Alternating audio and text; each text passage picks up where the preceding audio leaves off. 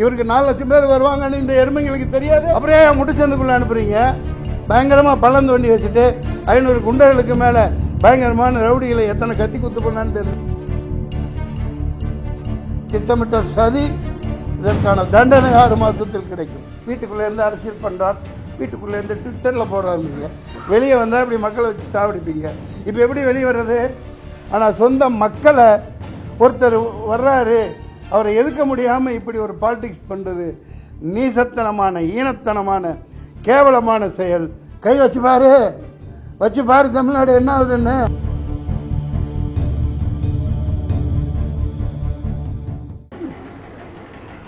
நான் பன்னெடுங்காலமாக சினிமாவுக்கு வர்றதுக்கு முன்னாடி இருந்து பாடல்கள் இசை அமைச்சு இந்த கடைசி சுவிட்ச் ஆஃப் பண்ணுப்பா.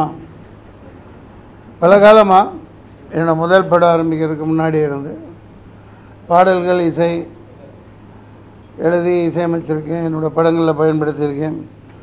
சொர்ணலதா பாடியிருக்காங்க என் கூட, டி.எஸ். ராகவேந்தர், மருதே மறுக்குழந்தை வாணி ஜெயராம் மற்றும் சந்திரபோஸ் பல பேரை பாட வச்சுருக்கேன். அப்புறம் நிறைய ஆல்பங்கள் வெளியிட்டேன்.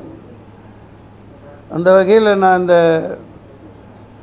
ஒரு முறை ஹிப்ஹாப் தமிழான்னு நினைக்கிறேன், தமிழை கேவலப்படுத்தி கொச்சைப்படுத்தி ஏதோ ஒரு பேச இருந்துச்சு அந்த தம்பி. அதனால் டிப்டாப் தமிழான்னு அவருக்கு பதில் சொல்லும் வகையில், என்ன அங்கிள், நான் அங்கிள் தொந்தரவு பண்ணுறீங்களே அங்கிள், பரவாயில்ல அதை ஆஃப் பண்ணிவிடுங்க. அது வெளிச்சம் டிவினால் அவர் வெளிச்சம் போட்டுகிட்டே இருக்கார் மக்கள் மேலே. ஹிப்ஹாப் தமிழான்னு ஒரு தம்பி ஒரு தமிழை அப்போ கேவலமாக ஏதோ ஒரு அசிங்கப்படுத்தி சாதாரணமாக ஏதோ பேசுனது, அதனால் கோவப்பட்டு நான் டிப்டாப் தமிழான்னு ஒரு ஆல்பம் பாட்டு விட்டேன். மற்றபடி எனக்கு நானே புகழ்ச்சூடிக்க விருப்பம் இல்லை. அந்த வகையில் இப்போ நாடு அது நாடு தங்க நாடு இந்த மாதிரி மோட்டிவேஷ்னல் பாட்டாக உத்வேகம் அடைகிற அளவுக்கான பாடல்கள் எழுதி இந்த ஓடிக்கிட்டே இருட அந்த பாடலை உங்கள்கிட்ட அர்ப்பணிக்கிறதுக்காக கூப்பிட்டேன். ஆனால் இப்படி ஒரு நிகழ்வு தமிழ்நாட்டில் நடந்தது மன வேதனையாக இருக்குது. முதல்ல அந்த ஒரு 40 பேர் இறந்து பட்டு விட்ட மாண்டு விட்ட என் தமிழர்கள், என் உறவுகள், தம்பி விஜய் அவர்களின் அன்பு தம்பிகள், தங்கைகள், குழந்தைகள், பெண்கள், அவரை காணணும்னு போன அப்பாவி மக்கள், இந்த பாலாய் போன சீக்கு பிடித்த மோசமான கரைபடிந்த அரசியல்வாதிகளின் சதி திட்டத்தால் மரணிக்க செய்யப்பட்டிருக்கிறார்கள். அந்த 40 இதயங்களுக்கு நாம் 2 நிமிடம் இதய அஞ்சலி செலுத்துவோம்.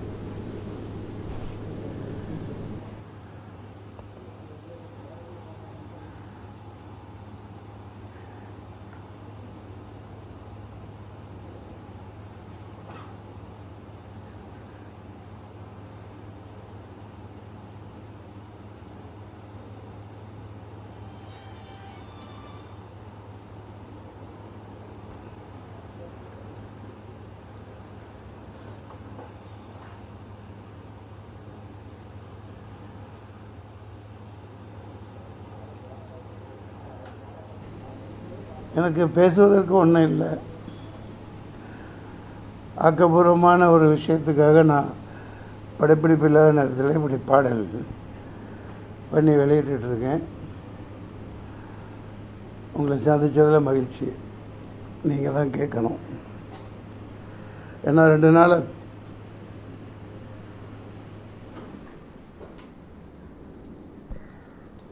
தூக்கம் இல்லை. எப்படி தூங்க முடியும்? சொந்த ஊர் கரூர், பள்ளப்பட்டி. நான் வளர்ந்த ஊர். என் வீடு இன்னமும் பள்ளப்பட்டியில் தான் இருக்குது. அந்த பகுதி மக்கள் இவ்வளோ பெரிய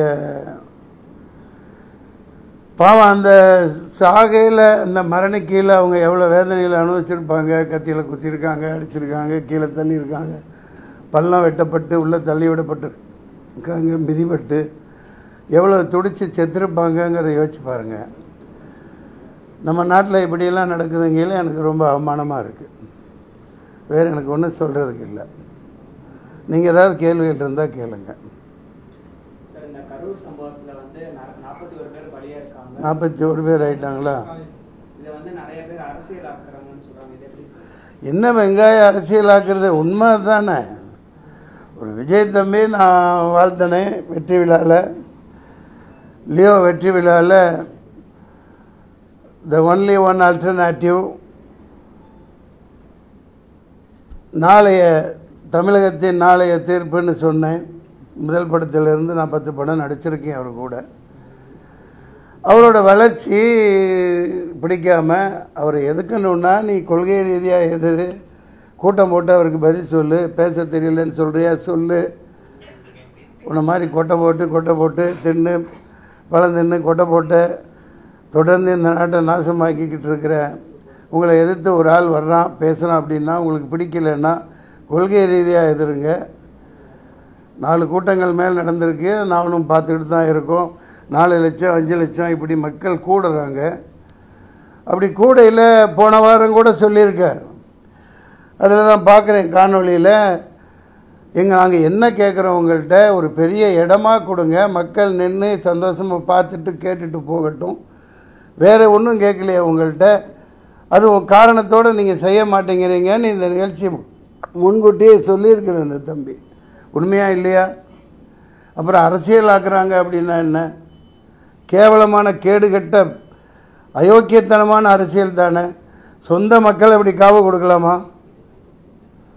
சொந்த மக்களை சொந்த ஊர்க்காரங்களை காவு கொடுத்துட்டு நல்ல வேஷம் போட்டுட்ருக்காங்க. இதுக்கு ஒன்றும் இதுக்கு மேலே என்ன சொல்கிறதுன்னு தெரியல.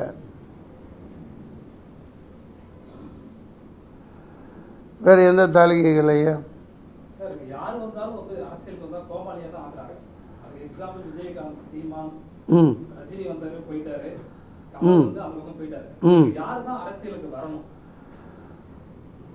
அதை நீங்கள் தான் சொல்லணும். மக்கள் இப்போ சொல்லுவாங்க, 6 மாதத்தில் சொல்லுவாங்க யார் வரணுங்கிறத மக்கள் தீர்மானிப்பாங்க.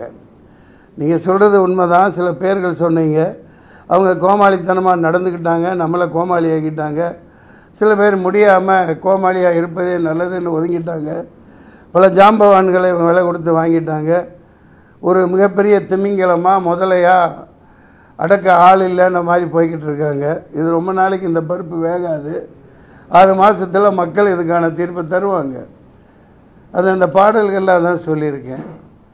ஏழை எளியவர் வரணும், குடியானவை வரணும், தொகுதி மக்களுக்கு என்ன தேவையோ அதை இந்த தமிழ்நாட்டை உய்விக்கிறதுக்கு யார் தேவையோ அவங்க வரணும், ஏழை எளியவர்களை காக்கிறவன் வரணும்.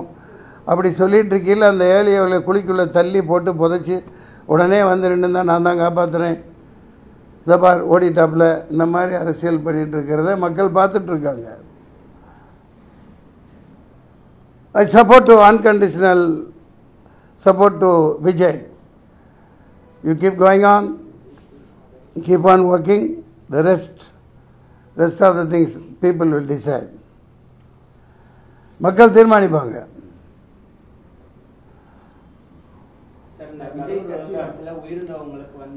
என்னையா என்ன மடத்தனமாக பேசிகிட்டு இருக்கிறீங்க? நான் வளர்த்து விடப்பட்ட தம்பி, நான் தான் இப்போ பேசிகிட்டு இருக்கேன்ல. என்ன கேட்குறீங்க? என்ன பண்ணுறது? இதில் சப்போர்ட் ஒட்டுமொத்த மக்களே சப்போர்ட் இருக்குல்ல, அப்புறம் நான் என்ன பண்ணுறது? சொல்லு தம்பி. கரூர் விவகாரத்தில் 41 பேர் விழுந்திருக்காங்க. அவங்க மரணம் தொடர்பாக நீதிபதி தலைமையில் வந்து ஒரு தனி நீதிபதி தலைமையில் விசாரணை அமைச்சிருக்காங்க, அருணா ஜெயசன் தலைமையில். அதெல்லாம் ஒரு வெங்காயம் உரிக்காது. அதெல்லாம் ஒரு வெங்காயம் உரிக்கப்படாது. இதெல்லாம் ஏமாத்து வேலை, கண்கட்டு வேலை. அவனே கொலை பண்ணிவிட்டு, அவனே கொள்ளையடிச்சிட்டு, அவனே லூட்டி அடிச்சுட்டு அவனே பண்ணுவாங்க. இதான் பார்த்துட்ருக்கோம். பஹல்காம் தாக்குல என்ன நடந்துச்சு? வெளியிலேருந்து யாரும் வரல. அந்த காஷ்மீரி மக்களும் ஒன்றும் பண்ணலை. அப்பாவி ஏழை சாதாரண பிச்சைக்காரனுங்க, அடிக்கி 4 போலீஸ் நிற்கிறாங்க. புல்வாமாவில் என்ன நடந்துச்சு? சொந்த நாட்டு மக்களை காலி பண்ணி போட்டு குழிக்குள்ளே தள்ளி மண்ணள்ளி போட்டு அதில் தான் அரசியல் பண்ணிகிட்ருக்காங்க ஆள்றவங்க. நீங்களும் 4ஆம் தூண் வேடிக்கை பார்த்துட்ருக்கீங்க. அதெல்லாம் ஒரு வெங்காயம் உரிக்க முடியாது, ஒரு வெங்காயம் நடக்காது. சும்மா கண்கட்டு வைத்த கொடுக்கல. யார் கையில் போலீஸ் இருக்குது? முதல்ல பாதுகாப்பு 28 கண்டிஷன் போடுறீங்களா இல்லையாப்பா? நீங்கள் ஒரு மாநாடு நடத்த கூட்டத்துக்கு 28 கண்டிஷன் கேட்டு போடுறாங்களா இல்லையா? எந்த கட்சிக்காவது போட்டாங்களா? எந்த கட்சிக்காவது போட்டாங்களா இது வரைக்கும்? அதே மாதிரி 28,000 போலீஸ் 2,000 போலீஸ் அங்கே நிற்கணும்ல. அதே முட்டுச்சந்தையில் கொடுத்துருக்கீங்க. என்ன மாதிரி ஆள் அங்கே இருந்திருந்தான்னு வைங்க, அந்த இடத்துல நான் இருந்திருந்தான் நடந்திருக்கிறதே வேறு.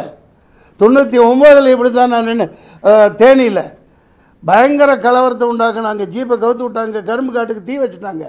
இறங்கி குதித்து ஓடி போய் ஆளுகளோட ஜீப்பை நிப்பாட்டி வச்சேன், கலெக்டர் ஜீப்பு. அடுத்து அதை அணைக்க சொல்லி சண்டை விட்டு மைக்கை பிடிச்சி ஒரு சத்தம் போட்டேன். நடக்கிறது வேறு. என்ன போலீஸ் எங்கேருந்து வந்தானு என்னன்னு தெரியல, கட்டுக்குள்ளே கொண்டாந்தாங்க. கொஞ்சம் தவறி இருந்தால் அந்த விஜயத்தை ஆணையம் போட்டு குழிக்குள்ளே தள்ளி மூடி சமாப்தம் ஜனங்கனை பாடியிருப்பாங்க. இது அரசியலா? கேவலமாக இல்லை? அயோக்கியத்தன அரசியல் பண்ணிகிட்டு இருக்காங்க, ஏமாத்திட்டு இருக்கீங்க.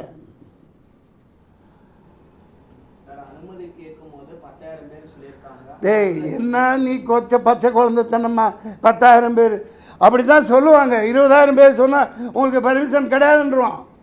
போலீஸை பற்றி தெரியாதா? போலீஸ்காரங்க நல்லவங்க. அவங்க என்ன செய்வாங்க, மேலே என்ன ஆர்டரோ என்ன உத்தரவோ அதுபடி அவங்க நடந்துக்குவாங்க. அவ்வளோதான் அவங்களால முடியும். அனுமதி கேட்கல 10,000 பேர் வருவாங்கன்னு அப்படி தான் கொடுக்கணும். அவங்க அப்படி தான் நடைமுறை. 10 பேர் அந்த கூட்டத்துக்கெல்லாம் வரமாட்டாங்க. எல்லாம் பிரியாணி போட்டணும், சாராயம் 100 ரூபா 200 ரூபா காசு, இதை கூப்பிட்டு கூட்டம் போடுவான். அவனுக்கு பொட்டல் வெளியில் நல்லா 10 கிலோமீட்டரில் இடம் கொடுப்பீங்க. இதுதான் 4 லட்சம் பேர் கூடுறான்னு தெரியுது இல்லையா? அப்புறம் ஏன் முட்டுச்சந்துக்குள்ளே அனுப்புகிறீங்க? பயங்கரமாக பள்ளம் தோண்டி வச்சுட்டு 500 குண்டர்களுக்கு மேலே பயங்கரமான ரவுடிகளை எத்தனை கத்தி குத்து பண்ணான்னு தெரில.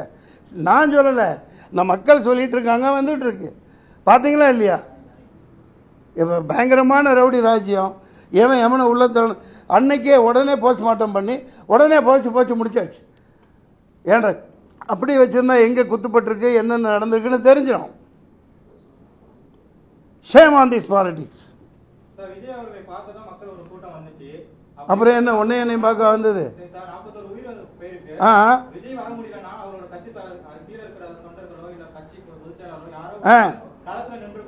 களத்தில் இலை துரத்தி விட்றாங்கல்ல, சுற்றி நிற்கிறது யார்? அவளை போட்டு தள்ள நிற்கல, அவங்க தானே விரட்டி விட்றாங்க. நியூஸில் சொல்கிறாங்களா இல்லையா? கிளம்புங்க நீங்கள் நிற்காதீங்க அப்படின்னு பேக் பண்ணி அனுப்பிச்சிட்டு இந்த மாதிரி சம்மந்தம் இல்லாமல் கேள்வி கேட்குறீங்களே. அவங்க புதிய கட்சி, என்ன மாதிரி ஆள் இருந்திருந்தால் அதுக்கு பருப்படுக்க சரியான ஆளை இறக்கியிருப்பாங்க. அந்த மாதிரி ரவுடிகள் உங்கள்கிட்ட இல்லை. அங்கேருந்து என்ன அடி வாங்க சொல்கிறீங்களா? மக்களை தீர்த்து கட்டிட்டாங்க. அவர் இப்போ ஒரு பாதுகாப்பு வளையத்தில் இருக்காப்லையா இல்லையா? அவரே நோக்கி தானே இது நடந்திருக்குது. புதுசாக ஒருத்தர் மாறான், சரி வரட்டும் பாரு, நாங்கள் பெரும் பழம்புரிங்க தானே நின்று சமாளி. இந்த மாதிரி சொந்த மக்களை ஏன் கொள்கிற?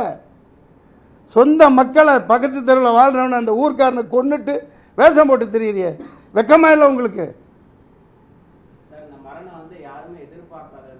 என்ன எதிர்பார்க்காது? யார் எதிர்பார்க்க? விஜய் எதிர்பார்த்துருக்க மாட்டாப்புல, குழந்தைத்தனமாக மக்கள் எதிர்பார்த்துருக்க மாட்டாங்க. விஜய் அண்ணா பார்க்கணும் அப்படின்னு போட்டு வந்து நிற்கிறாங்க. ஆனால் இது எதிர்பார்த்து திட்டமிட்டு சதி தீட்டப்பட்டு எல்லாம் வாட்ஸ்அப்பில் வருது. சாயந்தரம் சம்பவம் நடக்கும்னு போட்டிருக்காங்களே. குழந்தைத்தனமாக கேட்டுட்டு இருக்கீங்க. தண்ணி விடுப்பா.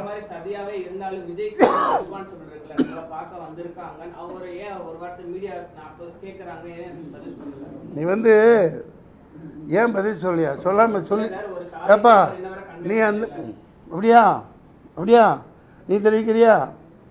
சாதாரண 1-2 உயிரா 40 பேர் அவர் மேலே நிற்கிறார். அந்த இடத்துல நீ நின்றுப்பார், அப்போ தான் தெரியும் தம்பி அவ்வளோ உயரத்தில். ஏன்னா இவங்க இந்த மாதிரி கொடூரமான கும்பல்னு அவங்களுக்கு தெரிஞ்சுதான் அப்படி ஒரு வண்டியை வச்சு பாதுகாப்பில் போலீஸோடு நிற்கிது. அந்த எல்போட இடமில்லாத மீட்டிங்கில் நான் ஒரு பேச்சாளனாக இருந்திருக்கேன். மேலே கீழே என்ன நடந்தால் ஒன்றுமே தெரியாது. கீழே என்ன நடந்தாலும் ஒன்றும் தெரியாது.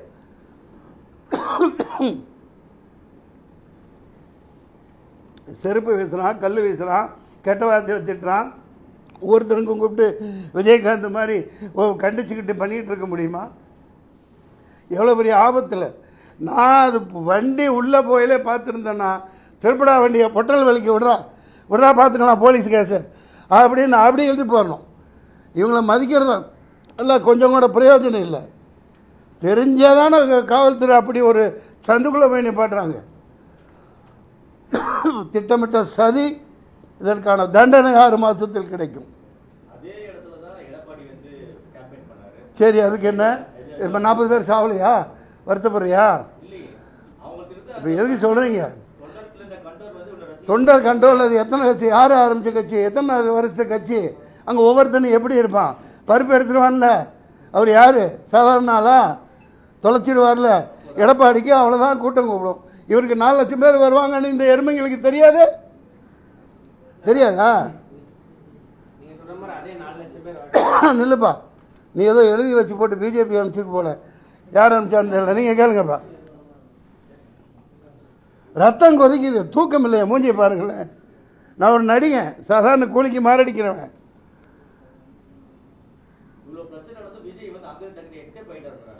பைத்தியக்காரனே, போலீஸ்காரன் துரத்தி விடுறான். இங்கேருந்து போங்க, இப்படி இப்படிலாம் ஆயிடுச்சுங்களா? எல்லா நாடகமும் அவங்க நடத்துகிறாங்க. இங்கே பாரு, அதை சொல்கிறதுக்கு தானே இந்த திட்டமே. துரத்தி விட்டு போட்டு அடுத்த நிமிஷம் இவங்களால வர முடியுதுல்ல. ஆனால் அடுத்த நிமிஷம் இருந்தாலும் வந்தால் நாங்கள் நிற்க முடியுமா? நம்மளால் நிற்பீங்களா? இது எவ்வளோ பெரிய பக்கா பிளானிங்கு. அடுத்த நோட்டி டக்கு டக்கு டக்கு டக்குன்னு வர்றாங்கல்ல. கேட்குறான்ல, 66 பேர் செத்தானே கள்ளச்சாராயம் கள்ளக்குறிச்சியில் செத்தாங்களே, அங்கே போய் நின்றுங்களே, யார் விளக்கென்ன? என்ன கேள்வி கேட்குற நீ? இல்லை, இப்போ போய் அங்கே நின்று அவரை சேர்த்து சமாதி கட்டுறதுக்கா 1000 ரவுடிங்க வச்சுட்டு நிற்கிறாங்க. பதிகாரத்தனமாக கேள்வி கேட்குறீங்களே. யதார்த்தத்தை பேசுங்க, மக்களுக்கு உண்மையை சொல்லுங்கள். ட்விச் பண்ண கருவியாக நீங்கள் இங்கே வராதிங்க.